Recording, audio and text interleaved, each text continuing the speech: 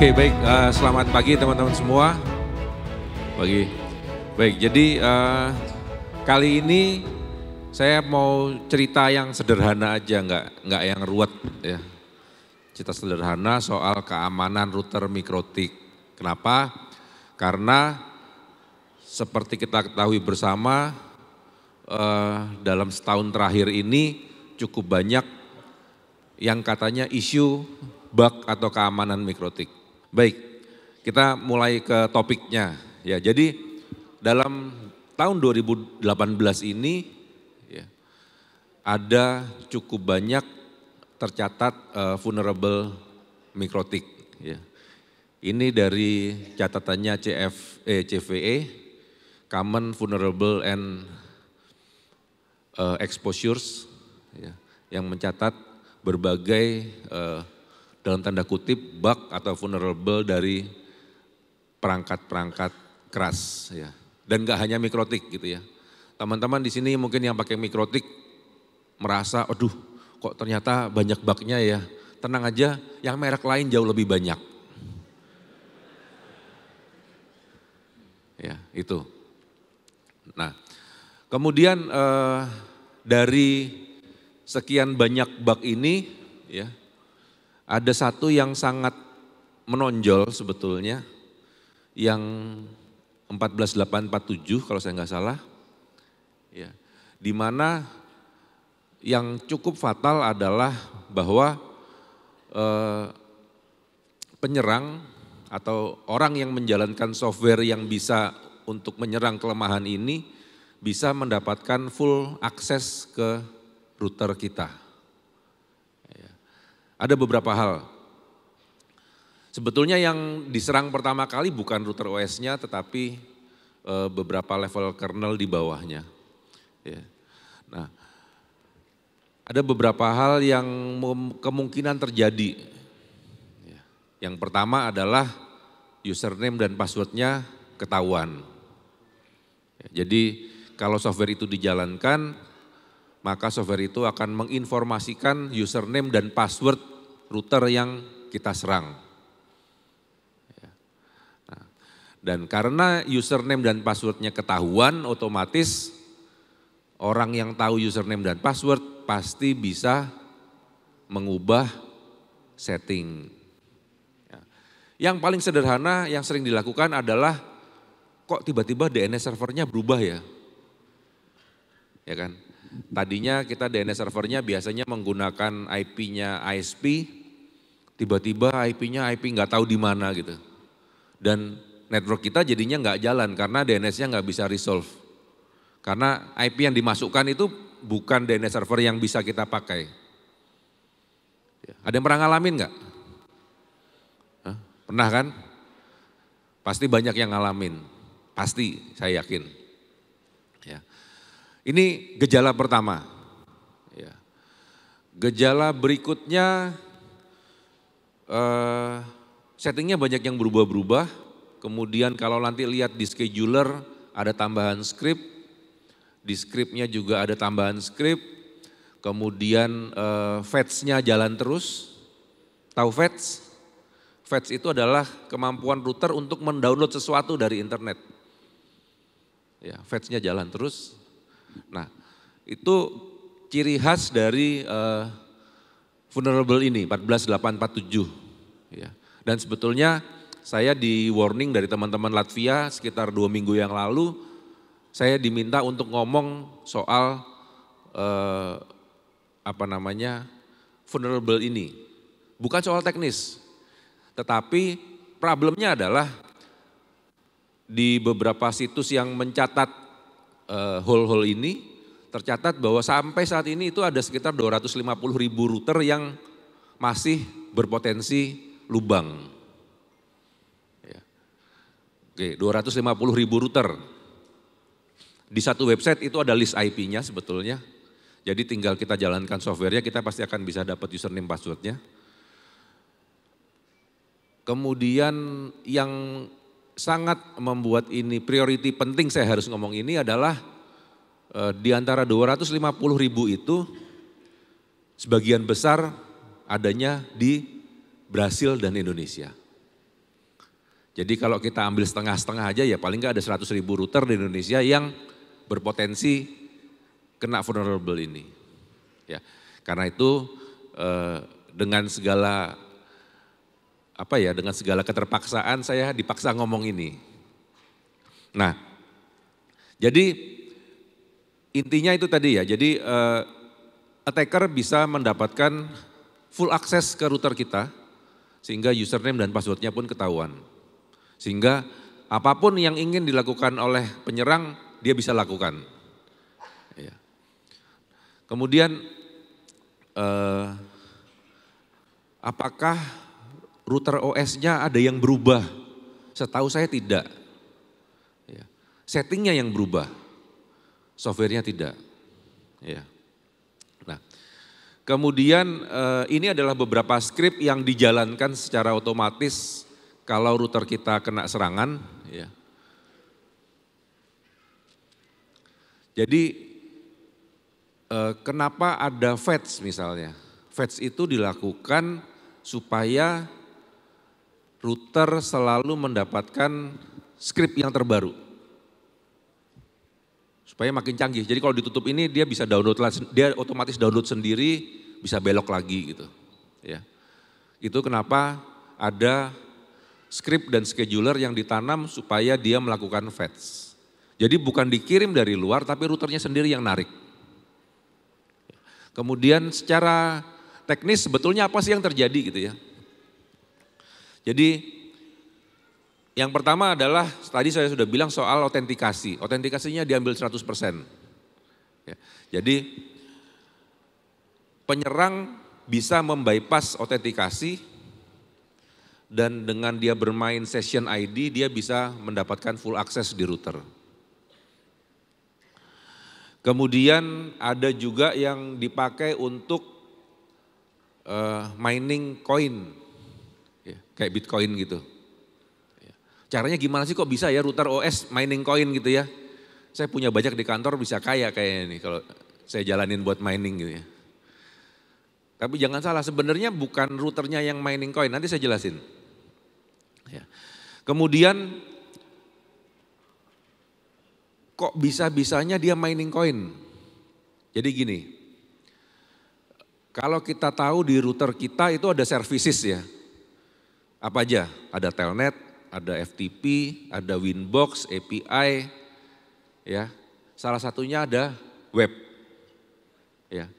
Dimana kalau kita mengakses router kita dengan IP router kita port 80, kita akan masuk ke webfig atau kita akan bisa melihat grafik MRTG.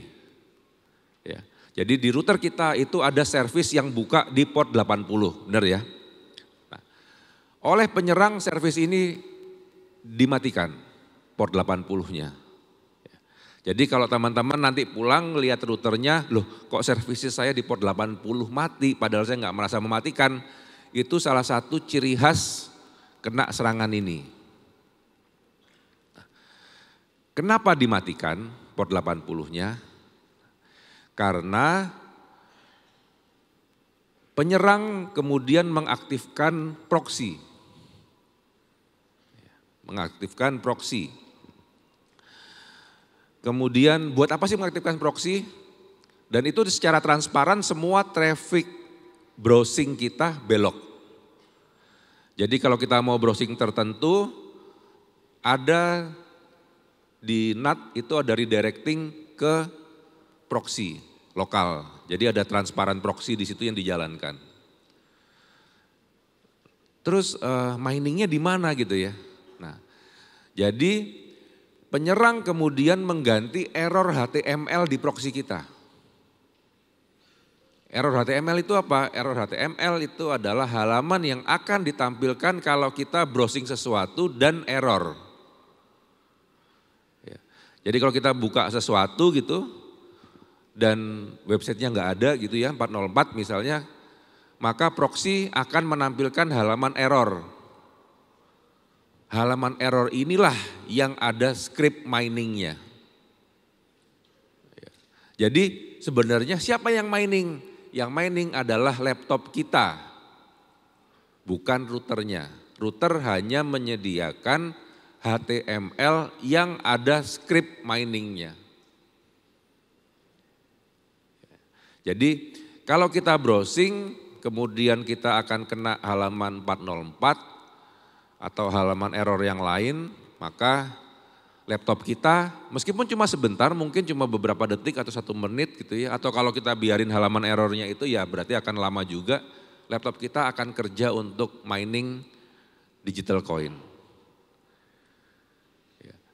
Jadi itu, jadi pertama dia ngambil full access, kemudian web service-nya dimatikan supaya transparan proxy-nya jalan, kemudian error HTML di proxy-nya diganti, kemudian semua traffic HTTP-nya di redirect ke proxy. Kemudian fetch dilakukan untuk selalu mengupdate error HTML supaya selalu dapat versi terbaru.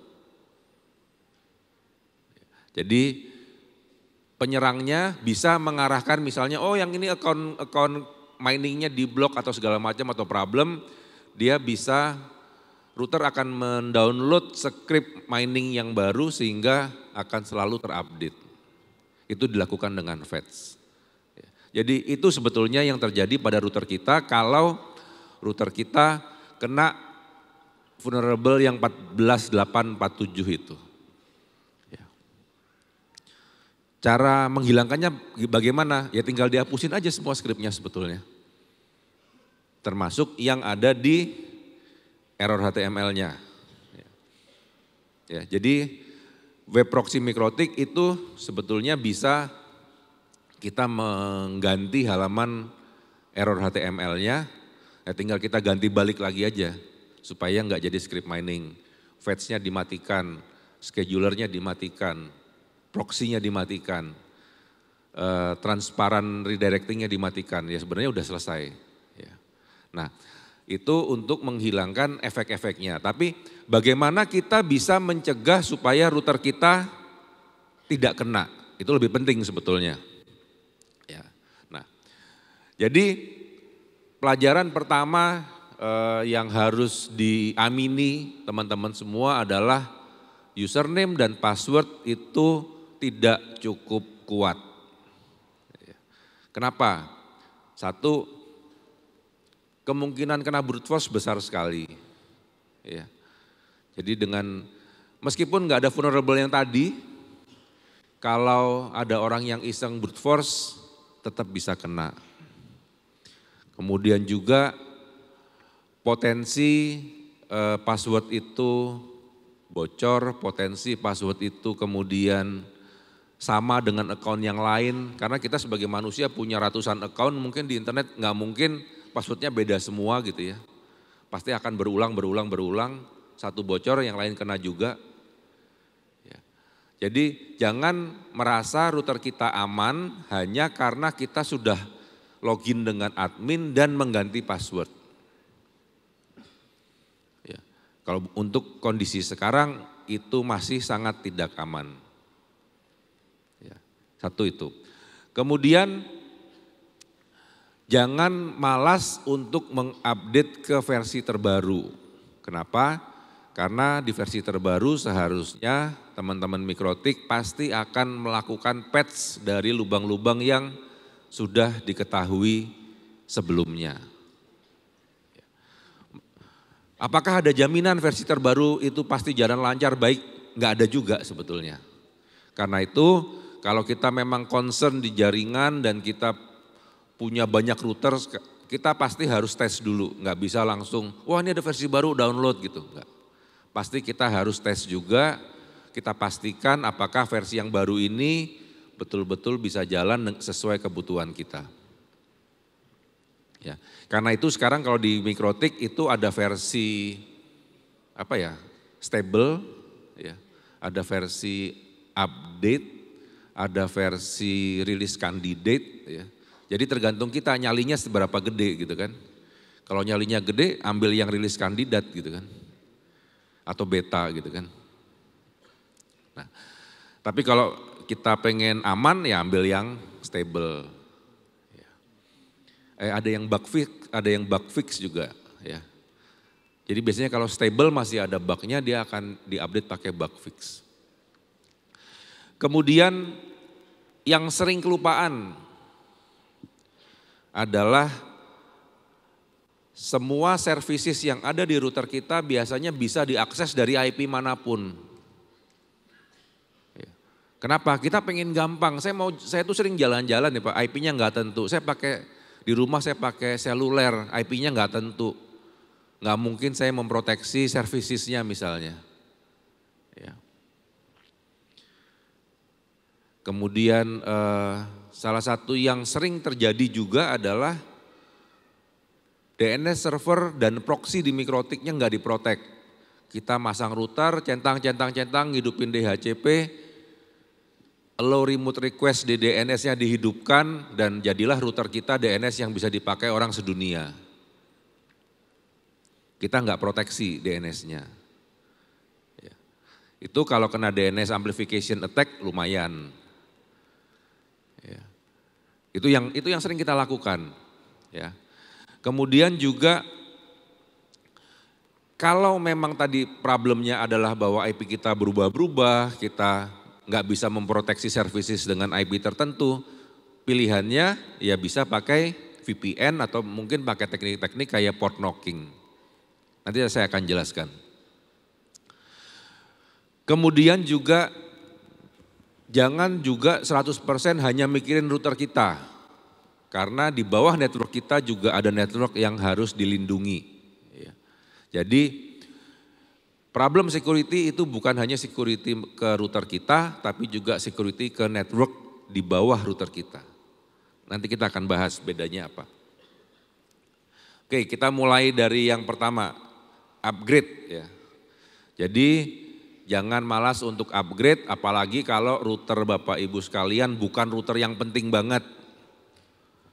Kalau sekedar router rumah, apalagi router yang dibawa jalan-jalan, router buat testing, biasakan selalu upgrade ke versi terbaru.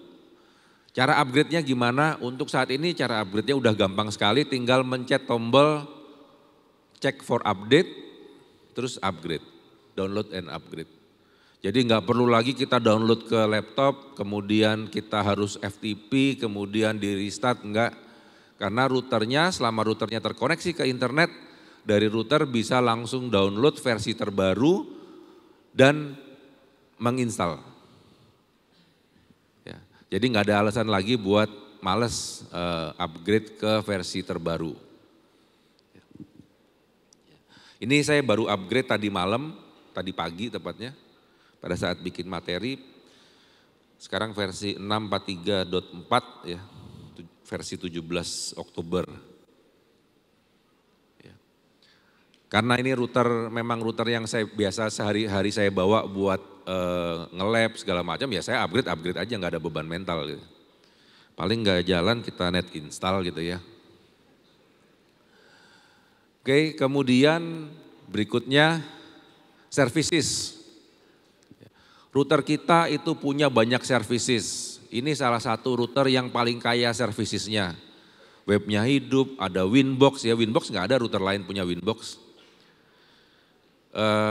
FTP-nya hidup, ada sambanya, kemudian telnetnya masih ada, SSH ada, API-nya ada gitu ya. Nggak banyak loh router punya API, apalagi yang harga 300.000 punya API nggak ada loh. Ya, boleh tanya toko sebelah nggak ada. Nah, tetapi di satu sisi lain ini adalah problem security, kebuka semua routernya gitu ya. Dengan oke, Winbox-nya aman, SSH aman, telnet aman, API-nya bobol. Wah, padahal dengan API kita bisa melakukan apapun juga gitu, sama aja kayak SSH-nya yang bobol gitu.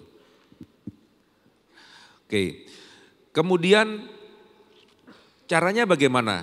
Caranya adalah ya service yang kita tidak perlu silahkan ditutup, dimatikan, di-disable, tinggal dipilih di situ. Misalnya, kalau saya pribadi ya, Untuk kondisi nyantai, biasanya saya cuma sisain 2. Saya sisakan Winbox sama SSH.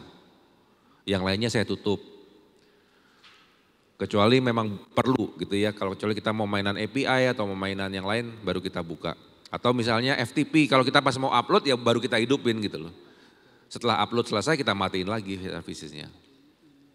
Jadi jangan kebanyakan port dibuka. Karena kita nggak pernah tahu, siapa tahu sekarang kayaknya aman, ternyata besok ada orang nemu vulnerable-nya gitu loh. Ya. Kemudian jadi satu adalah matikan servis yang tidak dipakai. Ya, itu wajib dilakukan seperti itu. Kemudian kalau memang kita mau membuka servis tertentu, gantilah nomor portnya. Ya. Jadi kalau memang mau mainan SSH, ya jangan pakai port 22 lah gitu loh, pakai port yang lain. Ya. Tapi juga jangan Anda tiap router nomor portnya beda gitu. Ya, punya 100 router nggak akan hafal. Ya. Jadi Anda pilih sendiri senangnya port berapa, angka berapa, tahun kelahiran gitu ya. Anda pakai buat SSH. Kemudian kalau memang ada IP tertentu yang kita selalu akan akses dari sana, cara termudah untuk memproteksi services adalah dengan memasukkan IP tersebut di servicesnya, available from. Ini cara paling mudah. Kita punya beberapa subnet, tinggal dibuka aja itu dia bisa terima beberapa subnet, tidak hanya satu subnet. Ya. Ini cara paling mudah, jadi nggak perlu bikin firewall, nggak perlu bikin segala macam gitu ya. Tinggal masukkan available from IP berapa. Jadi hanya dari IP itu, services itu bisa diakses. Ya. Nah, ini kan cara mudahnya. Pasti berikutnya, Pak tapi kan saya juga tetap pengen jalan-jalan nggak di kantor aja gitu kan. Pas saya jalan-jalan perlu ngakses router. Padahal servicesnya udah ditutup IP-nya gitu. Nggak akan pernah puas Pak. Nanti kita bahas pakai VPN sama pakai port knocking. Nah, kemudian yang tadi saya bilang, salah satu penyakit yang paling sering terjadi oleh user mikrotik adalah kita menghidupkan DNS server, kita menghidupkan proxy server dan nggak diprotek. Sehingga siapapun yang nyeken router kita ketemu, port 53-nya kebuka, 80-80-nya kebuka, 3128-nya kebuka gitu. Sehingga bisa numpang trafficnya lewat router kita. Ya. Saya yakin sebagian besar di antara kita melakukan kesalahan ini. Apalagi kalau routernya itu bukan kelas di operator atau di ISP gitu ya, yang benar-benar dipikirin banget security-nya. Sekedar router di kantor, di rumah gitu, saya yakin ininya pasti lupa gitu. Kan nggak apa-apa DNS trafficnya kecil gitu ya, paling cuma berapa kilo. Kalau normal berapa kilo, kalau amplification attack berapa mega gitu. Ya. Itu, jadi kalau teman-teman, bapak-bapak, ibu sekalian ingin membuat checklist secara instalasi router, tolong 2 hal ini jangan dilupakan. Ya. Itu ada petunjuknya dengan command line, jadi tinggal kita tutup aja portnya, tapi jangan lupa interface-nya dipasang, interface yang dari public sehingga dari local network kita tetap bisa ngakses. Ya. Jadi jangan sembarang add protokol UDP destination port 53 chain input action drop gitu. Local networknya mati juga karena diblok dari semua interface. Kalau saya daripada mainan IP pusing, besok IP-nya ganti ISP, IP-nya ganti lagi gitu ya. Saya pakai interface, jadi kita blok hanya yang masuk dari interface 1. Jadi yang dari LAN itu dia tetap jalan normal. Tentu asumsinya adalah bahwa network lokal kita itu aman. Ya. Kalau Bapak Ibu sekalian menghandle network seperti mungkin hotel, kampus, sekolah, nah mungkin caranya beda lagi karena asumsi amannya pasti beda. Ya. Oke, itu contoh memprotek DNS dan proxy. Ya. Saya sadar banget ini materi sebenarnya sepele banget gitu ya. Cuma ya harus saya kasih tahu lagi biar pada inget gitu. Ya. Yang udah MTCNA, yang udah itu pasti udah wah apa sih gitu aja dipresentasiin gitu ya. Tapi ya kejadiannya seperti itu. Gitu. Nah, tadi di services kita melakukan proteksinya dengan IP statik yang nggak bisa berubah-berubah. Jadi kita masukkan di sana, statik di situ ya bisanya hanya dari IP-IP itu. Ya. Nah, bagaimana kalau kita mobile?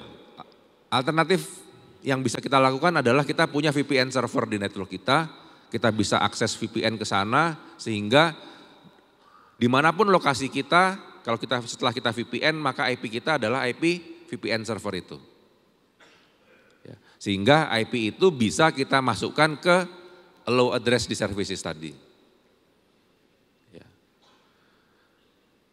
Ya, jadi kalau mau masuk network ya harus VPN dulu. Sebenarnya ini cara yang standar banget kalau orang kerja di operator di ISP.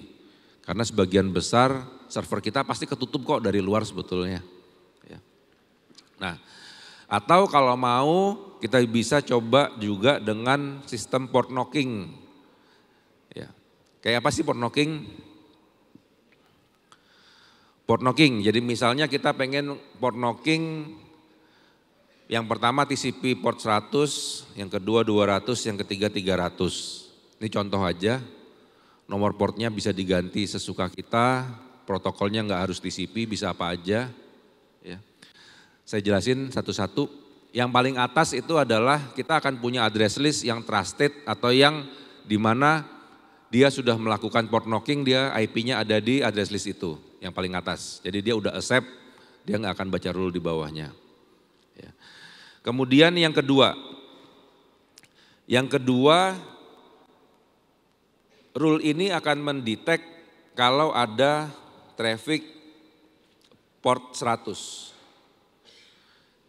Kalau ada IP dari luar atau dari manapun kirim TCP dengan port 100, maka IP itu akan dimasukkan ke address list.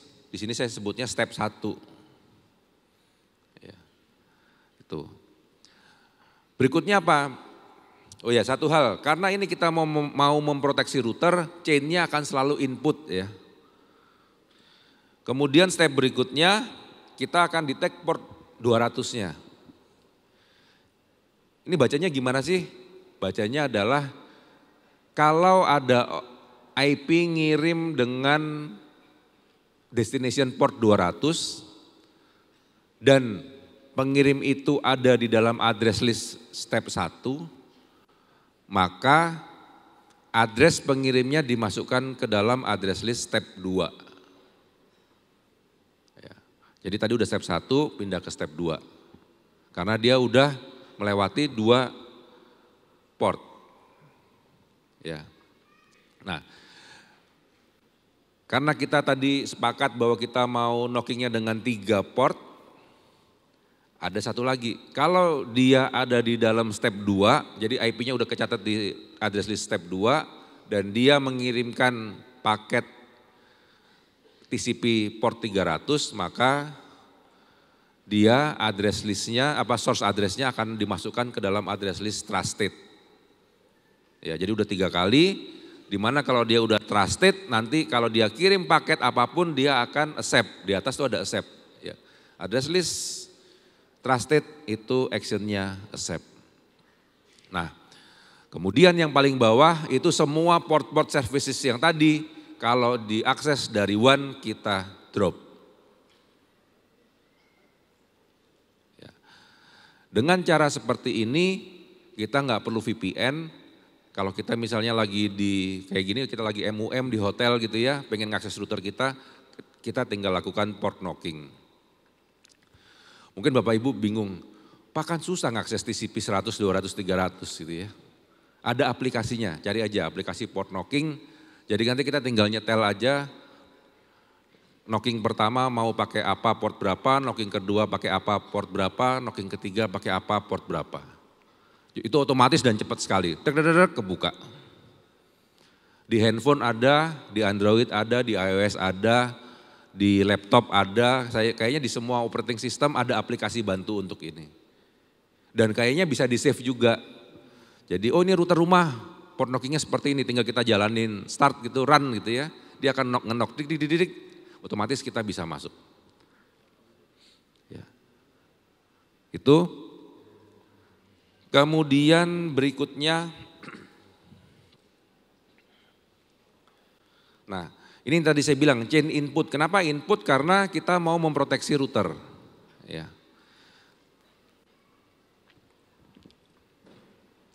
Kemudian kalau kita mau memproteksi network, jadi nggak hanya router tapi network internal kita mau kita proteksi, berbahagialah teman-teman yang network internalnya itu IP-nya IP private.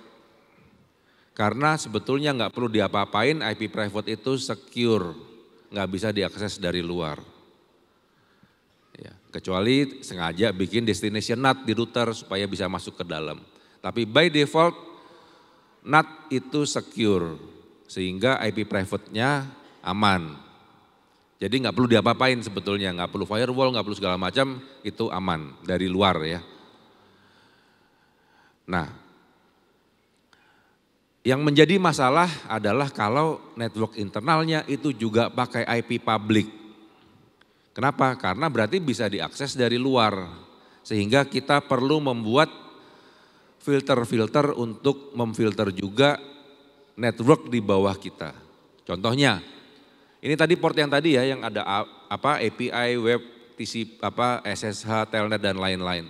Kita lakukan drop di chain forward. Kenapa forward? Karena kita mau memproteksi traffic yang melalui router.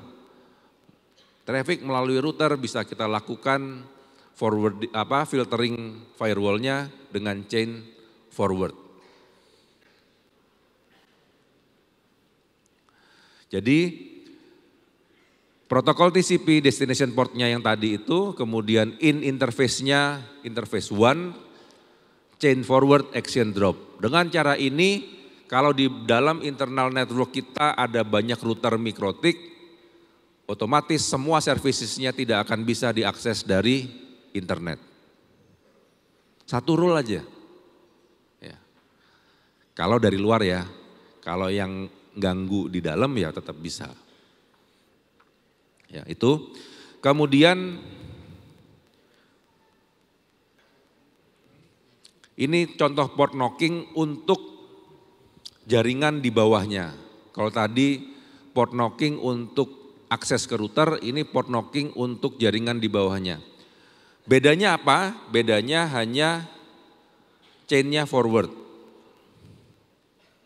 Ya, bedanya apa? Bedanya chain-nya forward sehingga dia akan melakukan penutupan blocking dan pembukaan untuk traffic melalui router. Lain-lainnya saya kayaknya sama dengan script yang tadi, hanya chain-nya aja saya ganti jadi forward. Ya. Jadi di Mikrotik begitu kita ganti chain dari input ke forward itu fungsinya udah beda 100%. Pada saat input kita melindungi router itu sendiri, pada saat forward dia akan melindungi internal networknya, jaringan di bawahnya. Ya. Itu kemudian ada juga contoh ping yang lain, ini saya belajar dari Pak Risa di Citranet gitu ya. Kenapa, saya sebenarnya mikir kenapa sih bikin port knocking yang kayak gini gitu ya. Mungkin kita lagi pakai laptop nggak punya aplikasi buat port knocking gitu. Ini port knockingnya seperti apa sih? Port knockingnya kita kirim ICMP dengan paket size tertentu. Nah, bisa terjadi kita lagi pakai laptop, kita nggak punya aplikasi port knocking sehingga nggak bisa melakukan port knocking. Tapi kalau kita port knockingnya seperti ini, kita tinggal ketik command line baik di Windows maupun di OS apapun, kayaknya paket size bisa kita tulis manual sehingga kita akan diberi akses.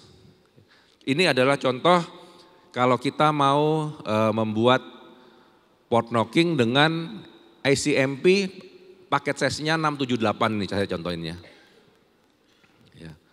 Jadi kalau kita melakukan ping dengan size 678 otomatis kita akan diberi akses. Ya, ini salah satu, ini beberapa contoh port knocking aja, jadi port knocking nggak harus bertahap seperti tadi, seperti ini juga bisa. Oke, baik, presentasi saya udah selesai. Ya, jadi intinya apa? Intinya bahwa sebetulnya kalau kita beli router baru dan kita tidak menghapus default configuration-nya, itu routernya sebetulnya aman. Ada firewall-nya, nggak boleh ini, nggak boleh ini. Cuma kita biasanya default config-nya kita hapus. Sehingga kebuka semua. Dan itulah yang menyebabkan router kita jadi vulnerable. Ya. Hal kedua, boleh jadi kernelnya vulnerable, boleh jadi OS-nya vulnerable. Tapi kalau kita pasang firewall-nya benar, orang tetap nggak akan bisa masuk. Ya. Jadi nggak perlu takut soal vulnerable, kenapa? Karena kalau kita filteringnya benar, router kita harusnya masih aman. Ya. Semua akses vulnerable itu adalah karena nggak ada firewall. Kalau ada firewall-nya masih aman. Ya. Jadi jangan pernah lupa untuk masang firewall untuk memprotek bahwa tidak semua orang sembarangan dari internet bisa mengakses router kita. Oke, mungkin itu konklusi dari presentasi saya.